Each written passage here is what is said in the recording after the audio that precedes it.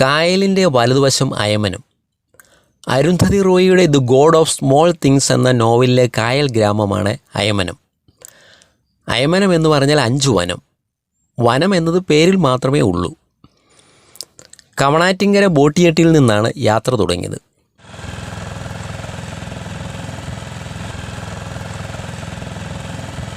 കോട്ടയത്തിന് സമീപമാണ് ഈ പ്രദേശം. കായലിൽ മുങ്ങി മരിച്ച ഒരു കുട്ടിയുടെ ഓർമ്മകളോടെയാണ് ചെറിയ കാര്യങ്ങളുടെ ദൈവത്തിൻ്റെ കഥ ആരംഭിക്കുന്നത്. കഥ ഇങ്ങനെയാണ്. നോവലിലെ നായികയായ റാഹേലിനെ കായലിലൂടെ ബോട്ട് സവാരി നടത്തുന്ന ഒരു ഹരമാണ്. ബോട്ട് കായൽ പരപ്പിലൂടെ നീങ്ങുമ്പോൾ അതിൻ്റെ മുന്നിലിരുന്ന് ഓളങ്ങളുടെ ഭംഗി ആസ്വദിക്കും. കായൽ യാത്രയിൽ ഇരട്ട സഹോദരനായ എസ്തയും കൂടെ ഉണ്ടാവും. ഒരിക്കൽ എസ്തേ പറഞ്ഞു, ഞാൻ എൻ്റെ ചിന്തകൾ ഒരച്ചാറുകുപ്പിയിലിട്ടു അടച്ചു എന്ന്. എന്താണത് എന്ന് റാഹേൽ ചോദിച്ചപ്പോൾ അത് പിന്നെ പറയാമെന്നവൻ പറഞ്ഞു. നോവലിൽ പറയുന്നതെല്ലാം ചെറിയ കാര്യങ്ങളെക്കുറിച്ചാണ്. അച്ചാറുകുപ്പി, കായൽ, മഴ, സ്നേഹം എന്നിങ്ങനെയുള്ള കാര്യങ്ങൾ. അതുകൊണ്ടായിരിക്കാം ഗോഡ് ഓഫ് സ്മോൾ തിങ്സ് എന്ന പേര് കൊടുത്തത്. ചില ദിവസങ്ങളിൽ റാഹേൽ മറ്റു കൂട്ടുകാരെയും കൂടെ കൂട്ടും. അടുത്തുള്ള നരസിംഹ ക്ഷേത്രത്തിൽ കഥകളി കാണാൻ പോകും. കായൽക്കരയിലുള്ള ഹോട്ടലിൽ നൃത്തം നടക്കുന്നുണ്ടെന്നും അവരറിഞ്ഞു. ഇത് കോക്കനട്ട് ലഗൂൺ റിസോർട്ട്. ധാരാളം സഞ്ചാരികൾ താമസിക്കാനെത്തുന്ന സ്ഥലം. ഒരുപക്ഷെ ഈ ഹോട്ടലിനെ പറ്റി ആയിരിക്കുമോ റാഹേൽ പറഞ്ഞത്. ഒരിക്കൽ ബന്ധുവായ സോഫിയുമൊത്ത് അവർ കായലിൽ യാത്ര നടത്തി.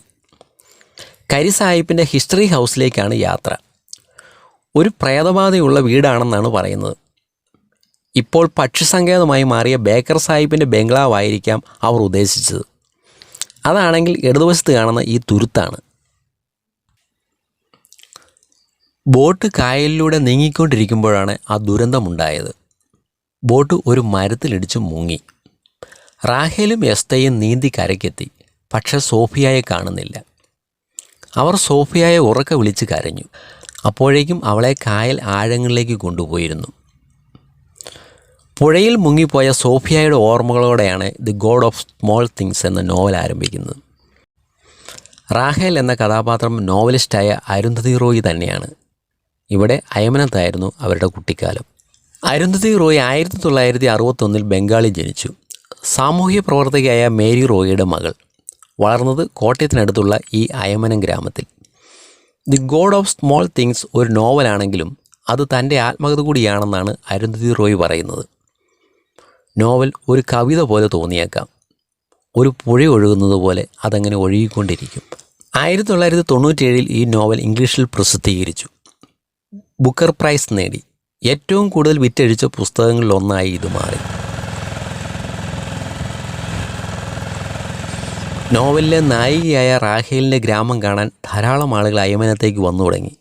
അങ്ങനെ റാഹേലിനൊപ്പം അയമനവും ഈ കായലും നോവലിലെ കഥാപാത്രങ്ങളായി മാറി. നോവലിൻ്റെ അവസാനം എസ്തയുടെ അച്ചാറിട്ട ചിന്തകൾ എന്താണെന്ന് വെളിപ്പെടുത്തി. 1.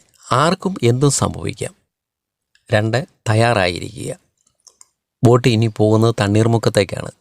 ആ കാഴ്ചകളുമായി അടുത്ത വീഡിയോയിൽ വീണ്ടും കാണാം.